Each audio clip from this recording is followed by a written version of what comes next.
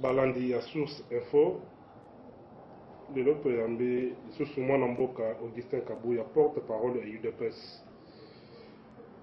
Na ye toko kota na mosindo ya masolo na oyo etali actualité na kati ya mboka na biso. Mbote mwana mboka Augustin Kabuya. Mbote ndeko Nixon. Mwana mboka Buya tokende noki na mituna na biso po tozana ngonge belete mokolo ya lelo ozali porte-parole ya UDPS. Mais tomoni bato balobi ke bozo distraire population ba combattant na ba matinée o bozali ko benga politique bango bazo benga ngo matinée comme matinée ya sommeil ya pongi pona nini boko ko changer stratégie tendenge bato bazali koluka po bon mususu bazali koloba bozo sala matinée wana po bozali ko banga pe congrès bozali ko kosa ba combattant. Réaction les années. Merci ndeko Nixon na mutuna nayo nakanisi ete ekoza l'occasion po tosolola na bandeko nyonso balandaka nakanisi bato balandaka mingi ba émission no salaka na bato balandaka ngo makasi nakanisi c'est pour moi une occasion ya ko recadrer ba vérité mususu bato baza sérieux te bato baza honnête te pona nini nazolo beloko wana mutu ata moko abangi congrès te mutu ata moko azolalisa combattant pongi te omoni bato babandobundisa Etienne Tshisekedi tango azana bomoi bakomi komibimisa libanda. Initiative ya matinée eza initiative ya Augustin te, eza initiative même ya Jean-Marc te, eza initiative même ya président ya rassemblement mwana mboka Félix Tshisekedi te. Matinée eza initiative ya président Etienne Tshisekedi. C'est lui le grand visionnaire autozaine na kata parti. Ye mutu a initia matinée na période nini ezaka kanenge tozabo. Tango Kolo Masolo a envie à créer cadre de communication, cadre de sensibilisation, cadre d'échange entre la hiérarchie du parti et la base. C'était ça l'objectif principal où le président Tshisekedi a salaki de manière à ce que les combattants basent na même élément de langage na sommet à parti. Les loyaux obimika ka boyolobi que non matinée za kolal sa ba combattant pongi. C'est-à-dire en d'autres termes, tant que le président Tshisekedi a institué matinée et c'est pour ça qui va tout est. Ngana kwa biso que mwana mboka Nixon. Matinée oyo lelo bat balingi ko bundisa bazo banga matinée puisque baebi qu'à travers matinée politique ba combattant ba kozala éveillé. C'est grâce à matinée politique que IDPS et tikalaki toujours na place nango na espace politique ya bana mboka Congo. Oyebi ndeko Nixon. Tango tozana na 2006 après ba élection oyo biso bato ya IDPS to boya ki kokende. Oyebi ke bato ebele ba créer désordre na kati ya parti oyo na ndenga mukete. Yango président Tshisekedi personnellement à l'époque à Lobaki Boy. Pour éviter toutes sortes de confusions, pour éviter toutes sortes de contradictions, yo président du comité national, yo président, yo secrétaire général, a benga ba organe mi balé, organe délibérant, na exécutif ya parti. Alobi banda lelo, chaque mercredi, bo communicaka na base. Tout ça la kamakambo biso mokote, toza na schéma tracé par Etienne Tshisekedi. Non, tokundi Tshisekedi te bokomi ko bundisa na musala salaki puisque oyebi difficulté eza na niveau nini ndeko Nixon. Tango bandeko bazaki na ba agenda caché, ba sepelaki na matinée, ba s'accrochaki derrière misala ya congrès. Là je parle des groupes de Rigini. Matinée onde mutu sovaka parti puisque ba bengana ka biso wana limité. Balobiono président à suspendre l'activité du comité national na secrétariat national. Bisoto se replia wapi. Et Rwanda naza na fédération, naza même nationale to se regroupa et puis période wana tous les cadres de l'IDPS bazaki embarqué na eloko wana. Bisoto zonga na elko na de bonhomme. To bandi ko sala matinée toza ko conscientiser base ya parti. Mais c'est la même situation aujourd'hui. Puis tant tozo ça la matinée, ezo déranger nani. Comment vous pouvez parler des actions de la rue aussi longtemps que vous préparez les combattants psychologiquement, moralement, au commissariat na balabala kaka nengo na neti bangombe te. Biso, c'est là naza question de ko Nixon. Biso tango toza ko ya place oyo. C'est un cadre d'échange. Au biso toza ko communiquer. Grâce à matinée, to déjouer baku boni awa. Makambu boni gouvernement ya Joseph Kabila ba prévoyaki pona koya ko bwaka manduki awa en complicité na ba Bruno Chibala.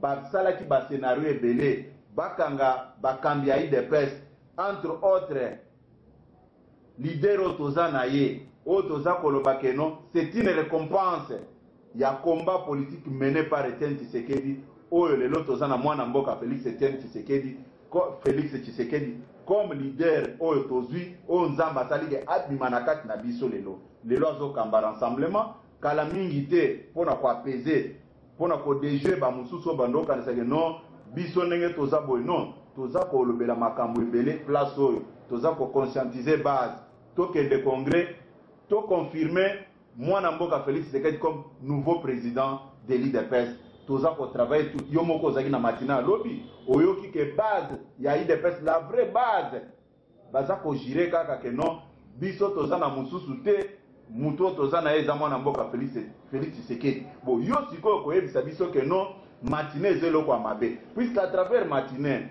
président fédéral ya Mwamba président fédéral ya Lukunga président fédéral ya Funa président fédéral ya Changu même baza na temps ya kokutanaka tous les jours pour continuer réunion te bazo bango bazo diriger baza na temps ya kokutana te puisque ça contraint moko ou eza vraiment musika tant président président na nyonso bazo kutana ba cellulaire ba sectionnaire baza kokutana awa bango tout bazo bima na même message pour ba ke de corréler na niveau ya nini ya cité tozana ba président ya ba parlement debout nyonso tozana bango awa tozo travailler na bango d'arrache-pied ba groupe nyonso informel ba groupe formel nyonso o ba structure de base tozana bango au monaki dernièrement to travailler ki na ba président fédéraux pour na formation à ba témoin à IDPS au monaki ba témoin jour to présenter ki bango awa ils étaient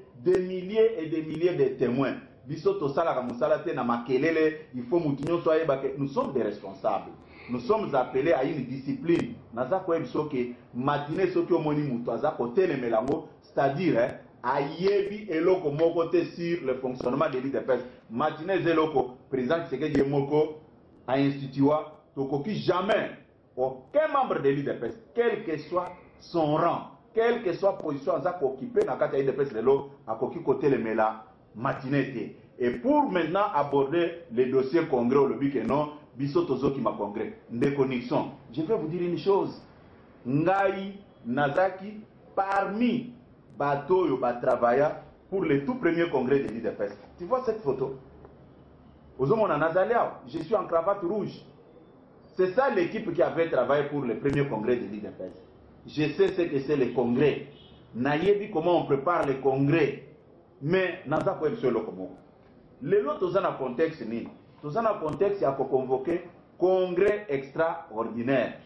Congrès extraordinaire est na un seul point à l'ordre du jour. C'est différent na babiloko nazo kana ba réseaux sociaux non, biso toza commission présidente c'est que ya tiaki en place pour faire le travail du congrès. Non non, c'est différent. Oyo bolobi président c'est que dit atiaki bino en place. OK. Mais maintenant, président a confié. Il faut que le président Yassika pour Aben Sabino Dissoussou. Vous comprenez? Ceux qui ont la bino confiance. Alors, ok, Moussalo déjà pour ça, Boya Nangoto formalisant. Mais maintenant, le problème qui est là, c'est le problème des congrès extraordinaires pour la désignation de l'élection du nouveau président. Yango Moni, na niveau de la commission PAG Otozanango. Oyo tozako sala intérim nango puisque mon konzi a commission na ezamo na mboka Félix Tshisekedi mais sur le plan de l'ordre de préséance comme je suis le secrétaire national le préséant de tous les nationaux qui sont dans cette commission que lui dirige c'est à ce titre là que moi j'ai fait son intérim. À chaque moment quand il est au pays, non, président, voilà ce que nous avons fait. Voilà ce que nous avons discuté au niveau de la commission. Yango, que quand vous regardez la commission, puisque au niveau de l'exécutif, il faut bailler bango très bien que tous en a 4 commissions.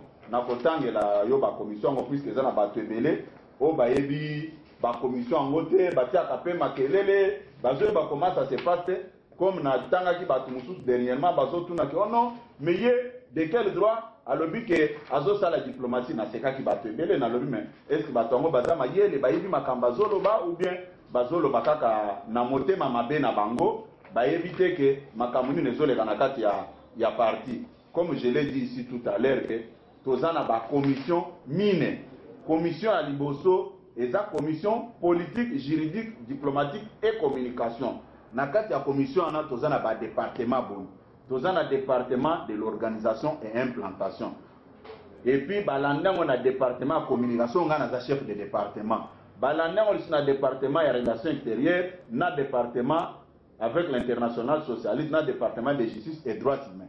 Maintenant, comment est-ce que nous avons une commission? Parce que dans le département organisation, Moutou Azawana Aza secrétaire national adjoint. Sur le plan protocolaire, nous avons chef il y a un dirigeant. C'est comme ça que je dirige cette commission. Il y a aussi la commission économico-financière et logistique. Commission au cours du département des finances, département budget, département de l'équipement et logistique, département études, planification et projet, département de l'économie et commerce, département de l'environnement, écologie, département mines et hydrocarbures, na département transport, voies de communication, na département agriculture et développement rural. Tout ça, la commission socio-culturelle injare. Commission, d'abord, je suis allé trop vite.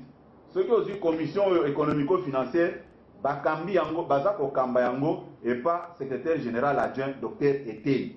Ndemutazo Kamba commission. Local agent de déplacement, secrétaire national le plus pressant que le secrétaire national Bazalia et Zamuta Finance. Il y a l'intérim puisque lui est en déplacement. Ce qui toque c'est qu'on a commission socio-culturelle Injar et ça dirigé la secrétaire générale adjointe Nani Madame Rose Boyaka. Yango Moutoa Kokamba commission local n'est pas en déplacement et ça secrétaire national chef de département solidarité et action humanitaire. Ce qui tolongwana na commission ils ont un département santé, département protection et personnes vulnérables, na département emploi, travail et protection sociale.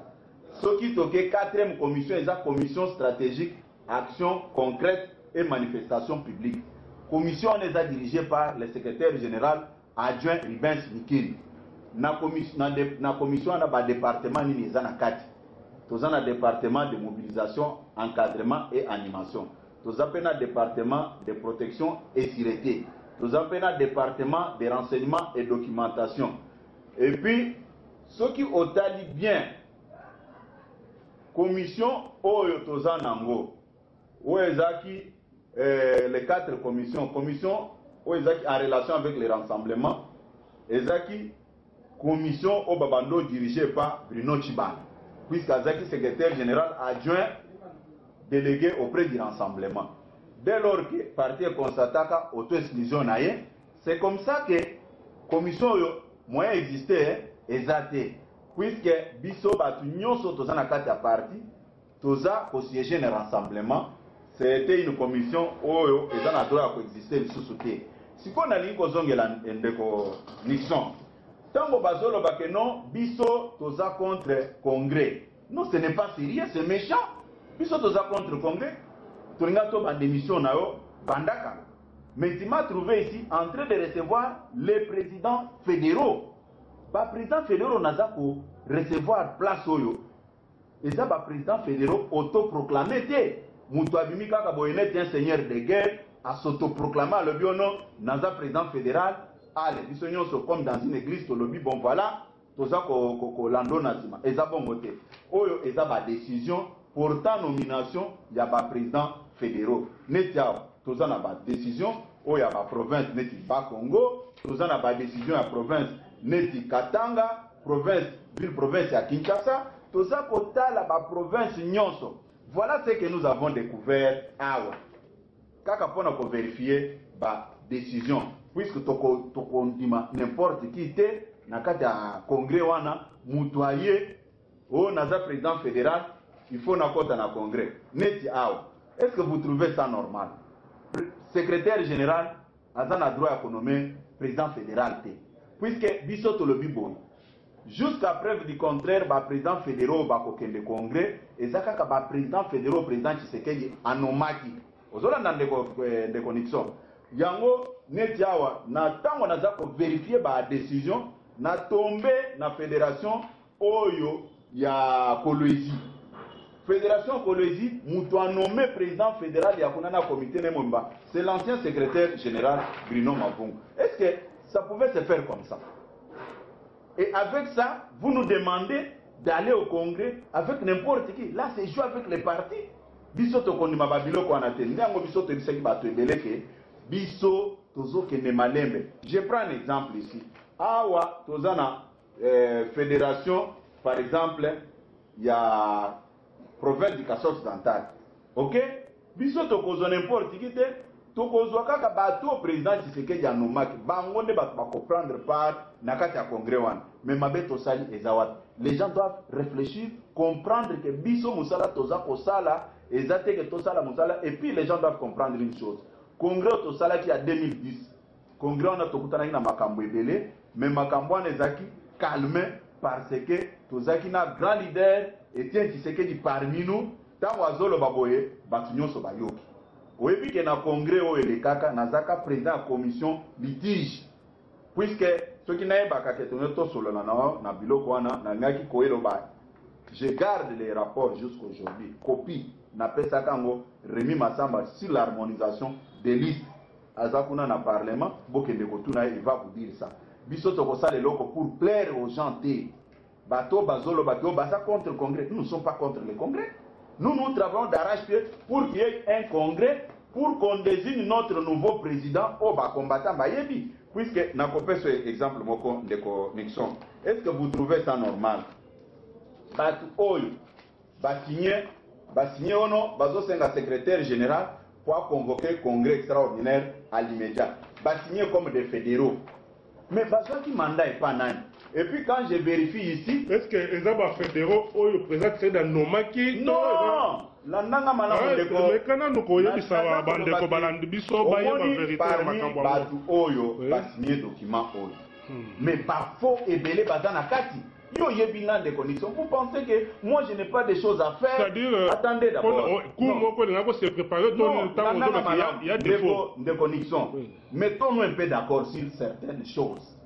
Si réellement nous sommes sérieux, puis na kolinga bato bazolanda vidéo balandango vraiment na boke binyonso. Balandango pe na boke binyonso.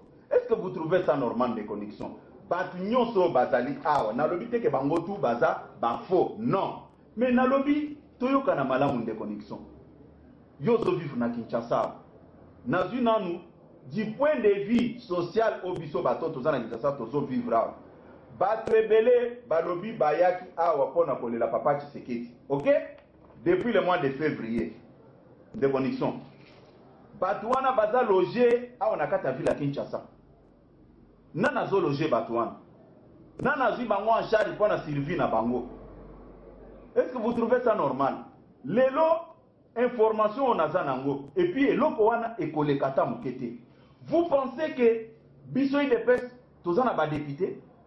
Et ce sont ces députés-là, Oyo Bazu Batebele en charge, croyant que ceux qui toquent l'élection, vont l'aligner, et puis Bamoussou va plus loin, pour se présenter comme des candidats secrétaires généraux. Non, Congrès Tozoloba, Kuna Tokendo Tuna Kamboya, secrétaire général, Kuna Tozo Kendo Tok, on a président Asika. Président, on a ce qui a le bic, à ce pays, secrétaire général en place, à correspondre.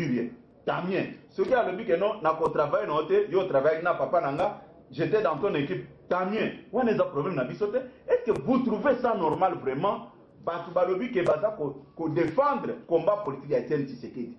Mais bazo que nos ombongo, il y a des députés ou ba saboter Etienne Tshisekedi. Et vous pensez que Ils sont avec Tshisekedi, ils sont avec les combats de l'IDPS et collecataires de connexion. Que c'est question de vie ou de mort. Ça c'est craché sur la mémoire de Tshisekedi. Avant même qu'on l'enterre, Batoyo, salir, ternir l'image à Tshisekedi de son vivant. Président Tshisekedi, son combat politique, et à cause de Batouana, lelo balobi que baza ko supporter fédéraux entre guillemets pour basa la bango lobbying comme secrétaire généraux. Non. Et là on est collecté. Je vais vous dire clairement que biso toboy congrès, nous allons au congrès puisque nous savons qu'il y a un candidat potentiel qui a dégagé l'unanimité au sein du parti. OK? Combattant nyonso oyo azomona candidat wana, il se retrouve. Oyoki candidat wana mutinyo so yebi kombo c'est Félix Tshisekedi. On en parle même avec le secrétaire général, avec tout le monde. Dernièrement, yo osalaki nani secrétariat ya kozaba note na réunion elekaki. Rapport nini bapesaki biso, on a déjà arrêté une décision pour la convocation du congrès. Et le président et le rassemblement a promis qu'on ait un peu de patience, qu'il trouve des moyens pour qu'il y ait un congrès. Il n'est pas pressé avec quoi que ce soit, mais bati kapoko sa petit yango moni tozo convoqué ba matinée pour na ba combattant nyonso ba yeba tozo kende wapi. Ya solo mwana mboka Augustin Kabuya tozana minute belete na kanisi l'essentiel eleki tokende mbangu na mutuna na biso bibaleza liko sala actualité mukolo lelo calendrier électoral ebimi boza ko sera calendrier ebimi lokola pe bimi babimisi yango bokomi koloba te bomoni te ke bozali bato ya liboso ya kosenga pe bato ya liboso ya koboya au juste bozoluka nini Paul koto menda alobi ke non basoutenir calendrier moto ya kosala mobulu ya koboya l'état kosa charger na ye sikoyo bino awa bokomi kopesa mot d'ordre tokosuka wapi awa pe communauté internationale États-Unis na France basoutenir calendrier balobi tokende bongo na élection sikoyo bino IDPS na rassemblement bomoni te ke boza bato bokoluka mobulu na kati ya mboka calendrier yango na 2018 ya mosikata na décembre ya mosikata mwana mboka Augustin porte-parole ya IDPS. Merci mingi ndeko Nixon. Oyebi mituna oyo tukotuna ngawa esekisinga d'abord. Yo moni nanga président ya Seni a publié calendrier. Non.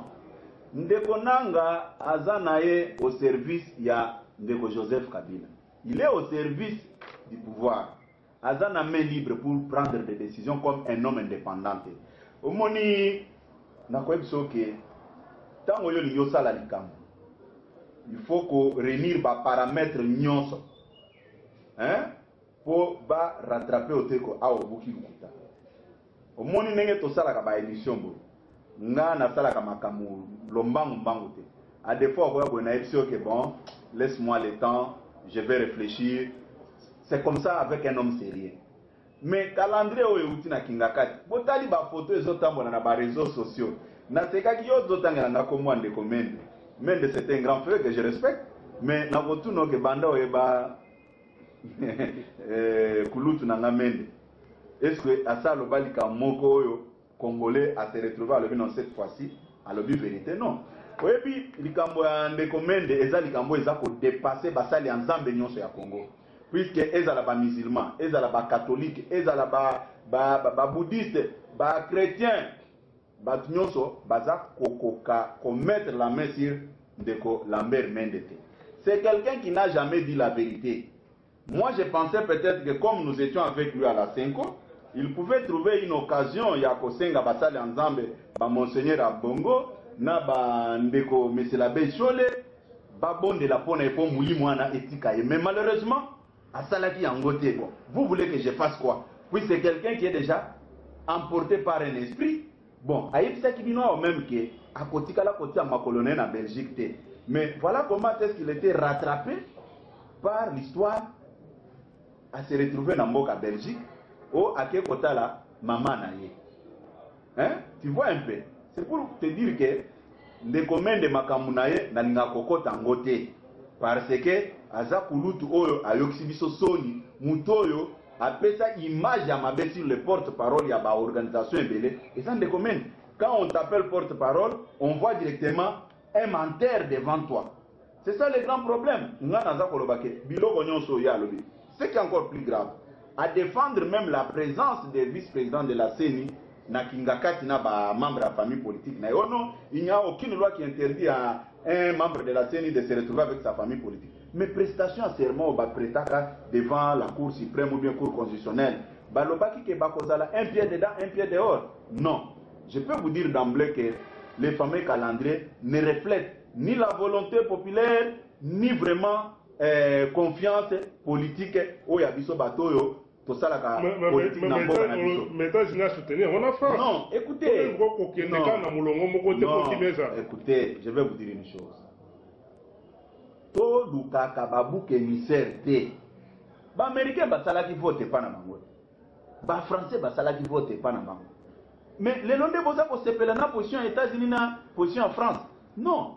Le problème est qu'il y a crise de confiance. Biso ndeko nanga tolobi ke ye toza kosala confiance à Tamukete puisque ndeko nanga travaille pour le maintien de Joseph Kabila na pouvoir. C'est ça la mission qu'il a.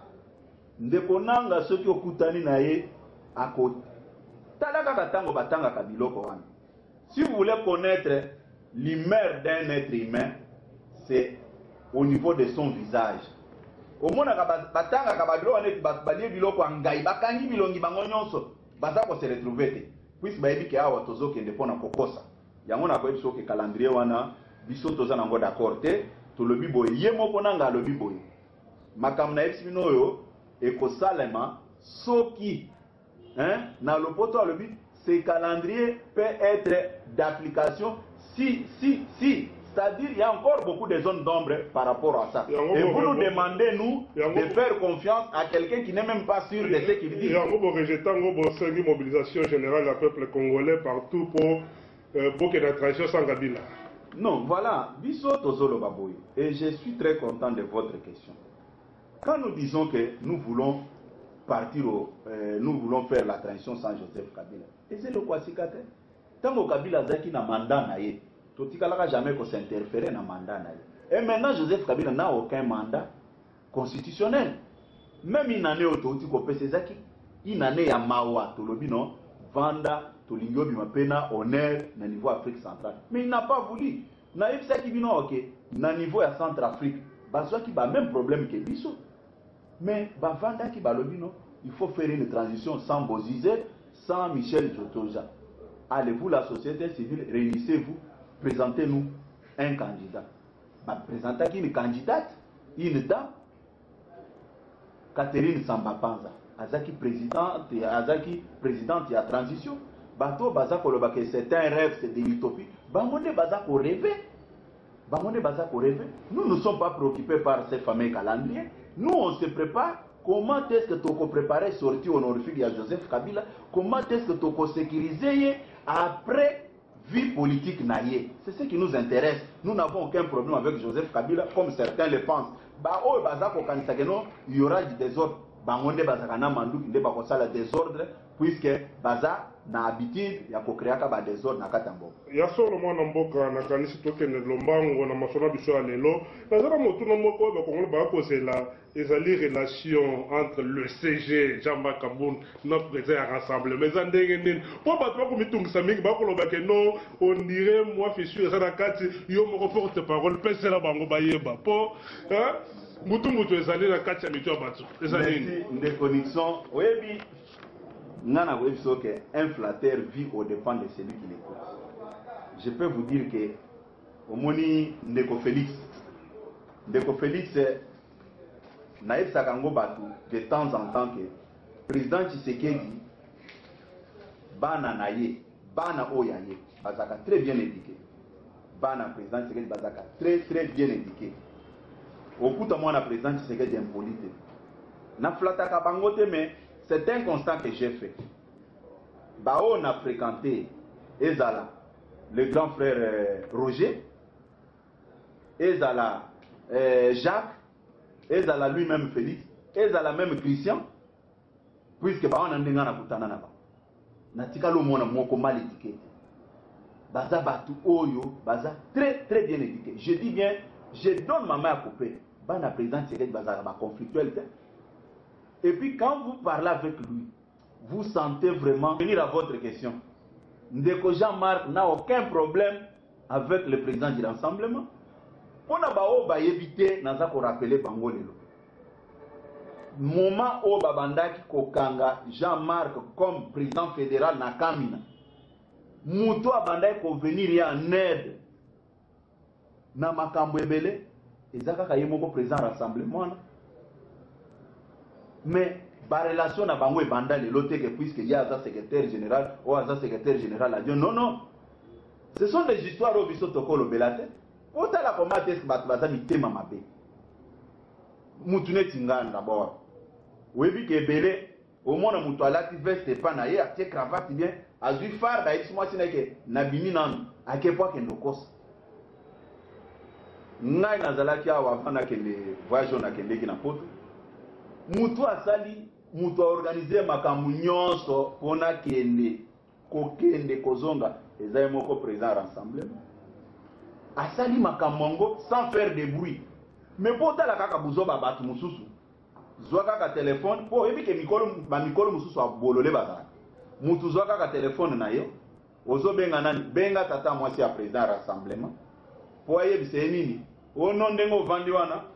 Augustin bauti ko futele billet pa na air. Baza loger na poto na compte ya aner. Yena secrétaire général po bakende koboma. Mwana ndeko na yo. Tu peux te rendre compte. Basse tina niveau wana. Tant on a tali na seki na lobby, na pesco pour faire de l'ironie, na tuni président na lobby à président. Yo se ko sala kana aner na yeba gatin. Yo muto bimisi biye au loger nga bazolo baka aner nda ça c'est-à-dire aux appels agent aner abukani na kosek. C'est pour vous dire que les gens ne sont pas sérieux. Les gens sont méchants. Ngana vandi à la veille de mon voyage. Président rassemblement m'appelle à 3h du matin pour me dire que non, tu vas dire au secrétaire général à cause de sa passeport na maison Schengen bo voyager boya na e aw. Il faut to solo la nazana makamba ko ebisa. Ba rencontre nyoso monyo même moi sami na la e entre président rassemblement na président MLC. Mais ils sont de préparer makamwana.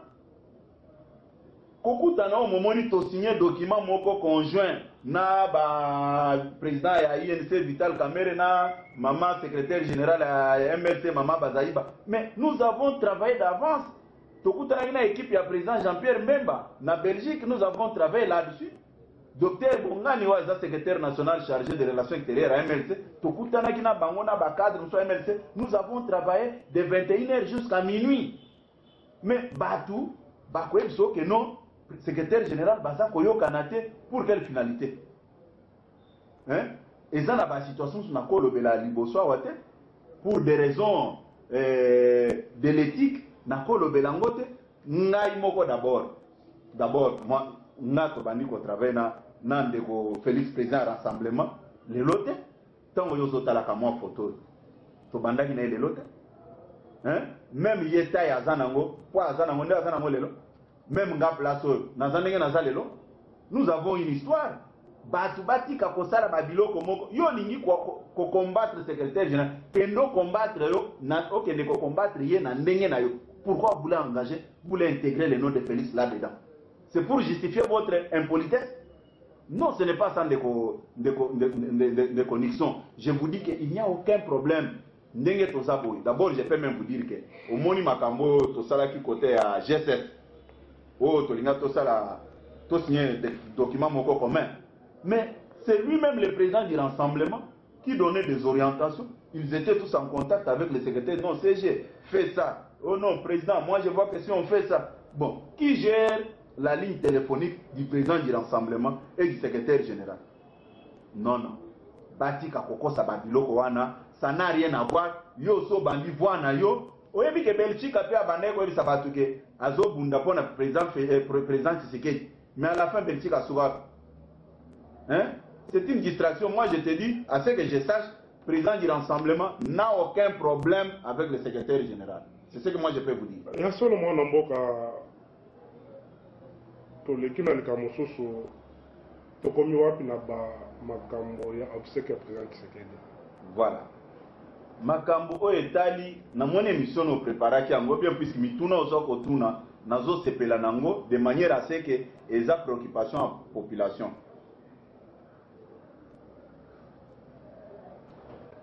Ndeko Nixon otuninga mutuna tokomi wapi na makambo etali obsèque ya fait docteur Etienne Tshisekedi. Nde mutuna na yo? Hein? Mutuna ya mwana mboko Gisèle. Ok, nakoyanoloke d'abord nga naza kosenga famille politique ya ndeko Joseph Kabila bayeba eloko moko ke bangajaka jamais bras de fer na veuve makonyokola oyo baza konyokola mama na biso oyo atikali veuve eza kosepelisa biso te. Ndeko Joseph Kabila ifo ayeba ke mokili oyo mutu moko te akotikala kotondisa yango. Problème est à niveau nini? C'est ça votre préoccupation. Ezande ndeko Joseph Kabila na famille politique naye nde batu ba bloquer rapatriement accord ya papa Tshisekedi. Bango nde batu bazo koboya. Bazolo bake non soki nzoto papa Tshisekedi ye awa mubulo ekobima pa nani. Nango naza kosenga ndeko Joseph Kabila. Faciliter tâche na mama na biso oyo atikali veuve na liwa ya papa Tshisekedi azo occasion ya kokunda mobali na ye na ba honneur nyonso. Tu ne vas rien perdre. Saisis cette occasion. Je m'adresse encore à monsieur le pasteur Mugal. Tu es mon frère. Tu sais comment est-ce que Dieu a toujours sanctionné les gens qui maltraitent les veuves et les orphelins. Vous êtes à côté de M. Joseph Kabila comme président de la République, il faut lui dire la vérité. Vous maîtrisez bien la Bible, vous passez dans toutes les chaînes avec la Bible. Mais ces passages bibliques doivent vous interpeller. Si vous connaissez la vérité et vous ne voulez pas dire la vérité au chef, la colère de Dieu sera sur votre tête.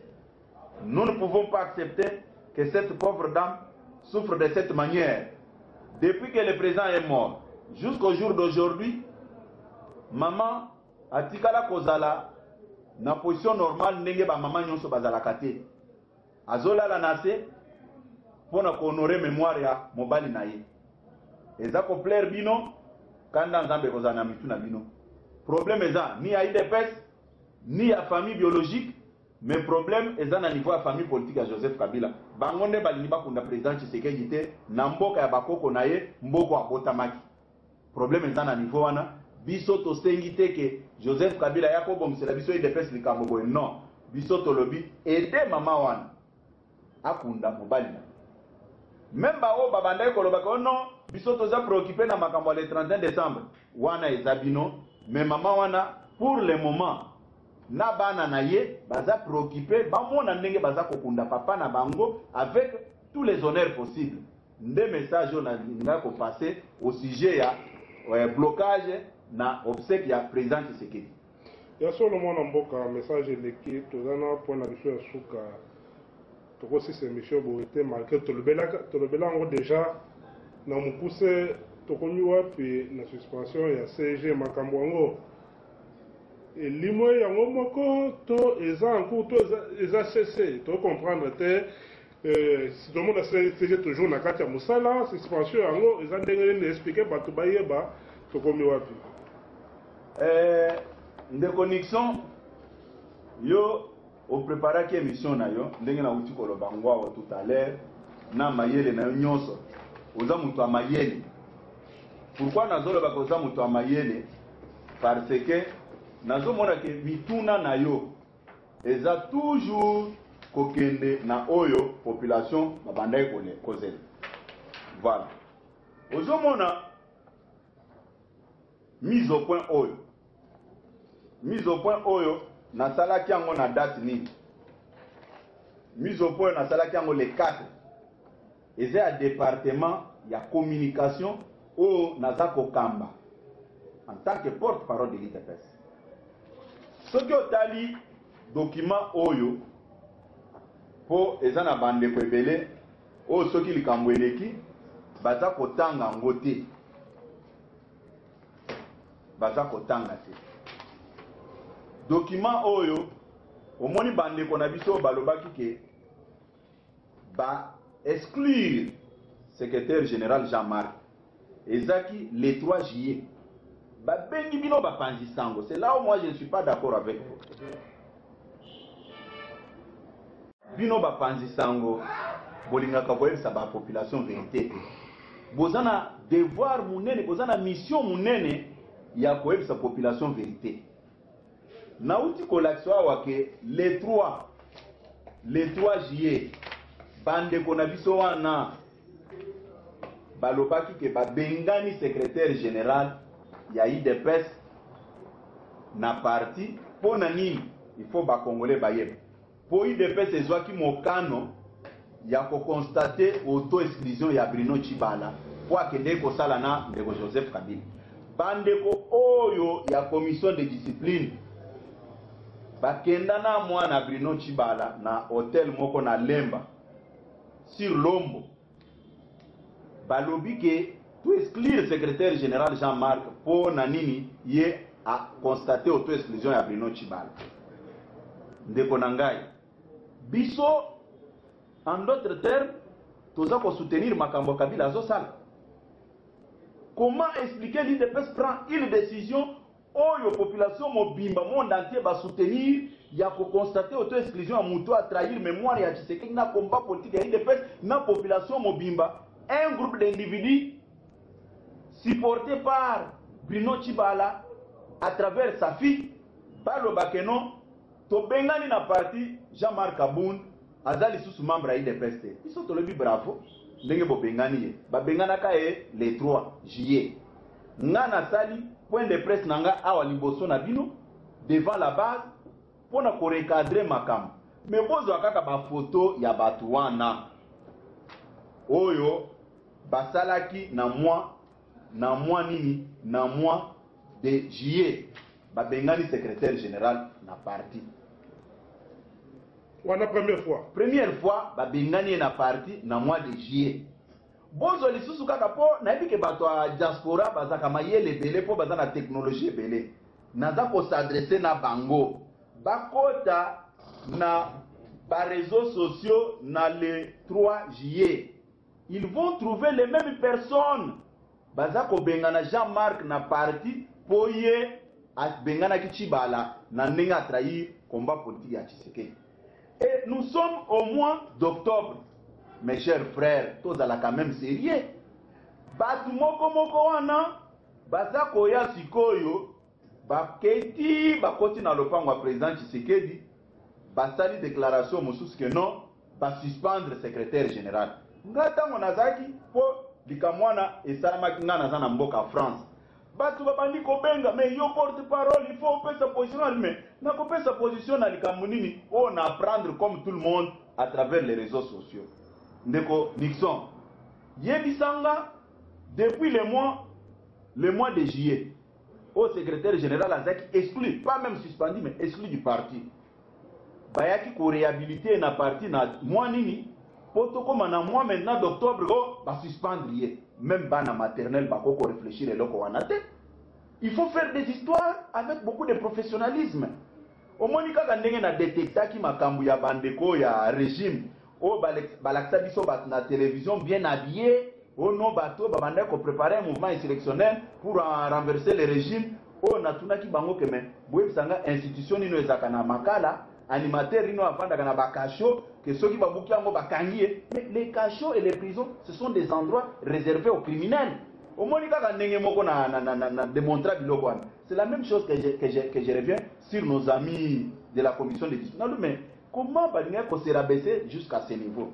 Et puis je profite de l'occasion pour dire une chose. Nalinga ko si cette mission te sana lobelelo ko wana de connexion. Batu balot mais omoni te ke basala ngona lopango ya président c'est non. Omoni ba nouveau venu na IDPS hein, batikala ko vivre ba biloko wana te. Mais nani ancien directeur de cabinet aka professeur Akamansia paix à son âme na bande na ba Belgique mais le pango wana o basalaki c'était plus pire que ça bazwaki caché signature ya président Tshisekedi oyo kutu bazoloba baza na signature ya président Tshisekedi mais à l'époque bazwa caché signature babeti mukanda papa bazwi caché signature tango président azobela na poto na 2007 batie na document Mubake Masamba bino mibale vous êtes suspendu bazwi document avec la signature du président Tshisekedi babrandir biso et puis mutu abisa ngonani directeur de cabinet yo siko ko contredire ni yebisanga nanu un directeur de cabinet d'abisi document ngo na signature à président Tshisekedi o eza ko reconnaître que Mubake na Masamba baza suspendu mais biso lokola tozaki ba clairvoyant to telemelaki eloko na tolobi ça ne peut pas se faire un grand juriste net président Tshisekedi à s'il soit gouvernement à parti na parlement à parti et ko sale maté effectivement tango kulutu na biso ko de Frachimanga secrétaire national ou a chargé des projets de planification ake inde akutani na président alobi mais président mukando tozo monezo tambola yo muto signé président alobi non moi je suis souffrant je ne suis au courant de rien lokola président répondaki ebongo papa Tshisekedi a petit réponse wana aye ko ebisa biso ah ça y est to répondre lisusu to bandi ko sala ba matinée pona matinée omoni bazo combattre lelo matinée oyo euta musika matinée oyo esova parti esove parti kaka muto oyo ako planifier ba complot contre les partis nde muto akobanga matinée c'est pour vous dire que lelo biso to kobanga eloko mon côté to kobanga eloko mon côté les gens doivent quand même faire un effort pour pas comprendre que tozo kende wapi et pas pousser ba parti politique mususu ba traiter biso de tous les noms ba pesa ka bango ba argument neti ya boete o eza biloko soni ba linga ko sala ngote ceux qui ba contacter biso pour planifier que non to ko sala boye on pouvait les aider mais ba sala eloko soni vous chassez quelqu'un du parti au mois de juillet et vous revenez au mois d'octobre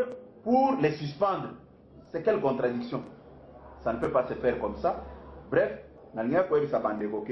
biso to vivre makambo ebele, il y aura un temps où tu peux rédiger histoire sur le fonctionnement de l'IDPS et sur les gens. Mais ndeko Nixon to komi wapi bino pe bapanzi sango na 3,500,000 $, oh Joseph Kabila pesaki mwana mboka Félix Tshisekedi pour comme premier ministre naye. So ebi ke na mboko batambola na ba pétition baza ko récolter ba signature que ba désavouer ndeko Félix Tshisekedi. Bon, ba désavouer déjà parce que bazon c'est na parti mongoloni. Et ce sont les mêmes aujourd'hui que nous voyons en train de crier partout biso Félix ou rien. Mais biso batozaki na mwana mboka Félix toza ko travailler pour redynamiser la base. Babando tunanayebi ba mususu babando tunanga que mais aza collègue non secrétaire national puisqu'à l'époque il était secrétaire national. Pourquoi tu parles beaucoup sur sa personne?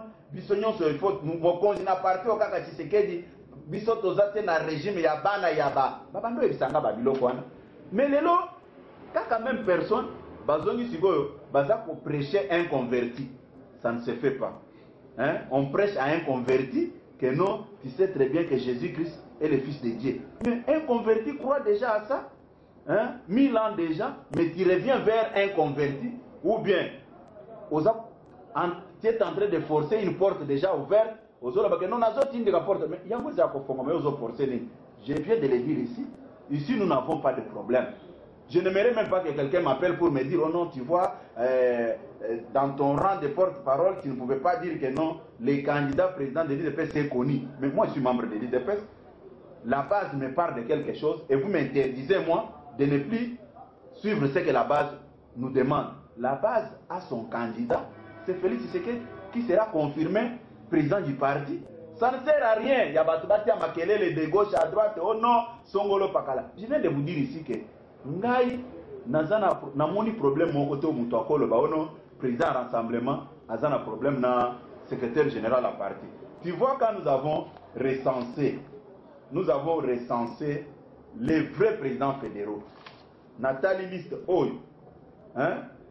D'abord ce n'est pas mon écriture. C'est le recensement auto salaka cartographie depuis 2013, 2014. il y a un président fédéral, puisque depuis 2014 jusqu'à aujourd'hui, président, a dit qu'il y a un président fédéral. Yo ko une décision na yo ou eza ko sala yo président fédéral. Nous avons la maîtrise du dossier de conviction. Batika, si nous étions dans un état sérieux, on pouvait traduire beaucoup en justice pour faux usage de faux. Batuba s'autoproclamer dans un coin. Oh non, on a commis président fédéral. Oh on a zaboy boy. Oh on a zaboy. Na tuni oka mutuna mukende ko Nixon. Je chute par là. Yo yebi conditions de vie autozo vivre na Kinshasa. Mutu outil intérieur. Depuis le mois de février, il est logé ici, il vit ici, azan a train de vie, collègue même biso batutoyebi batio, o ya kosala kano, na kebo soki na kotele na kozata moins $10. Mais mutuauti intérieur, azan bonne santé, il est logé ici, nanazo logé. Mais entre temps, besoin de biso que non, biso toyele ki likambo congrès. Non papa, même si vous êtes, ba mususu ba balina ao, ba abandonner basi na bango na bana na bamboka na bango, ba fédéraux. Mais vous nous prenez pour des imbéciles? Il y a seulement un mboka Augustin Kabuya.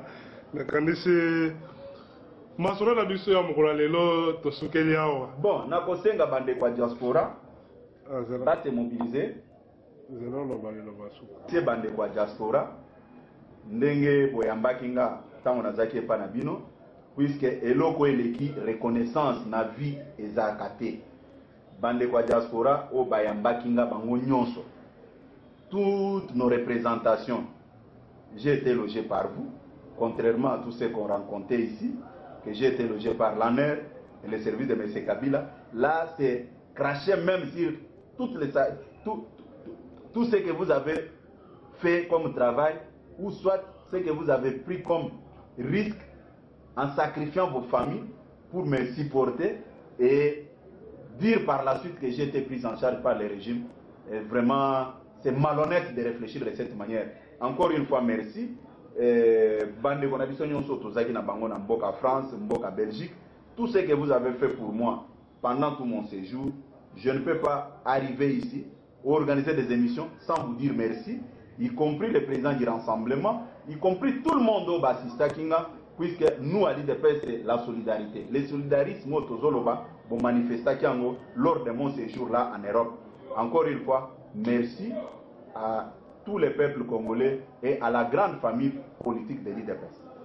Merci minimum Mboka Augustin Kabuya Ndesika Masolo Nabiso Mkoyelo Esuki Mbote na bino banso balande biso nabosanite na Din Kabasele Muboyai na dona Kabasele Muboyai bisika bozali bambote bele mbote lisusu na pasteur Sylvain Kaninda na Maria Ngoi toza elongo malgré musika Pinos Kabuya bambote bele venanga Jean-Marc Yombo bambote bele non kwela Tatiana Clotilde Mundele bambote bele bisika bozali Madova la marraine Rachel Kabena Lumbala Daniela Victoria Seta Roseline Mbombo bambote bele bisika bozali toza elongo la lutte continue et la victoire est certaine.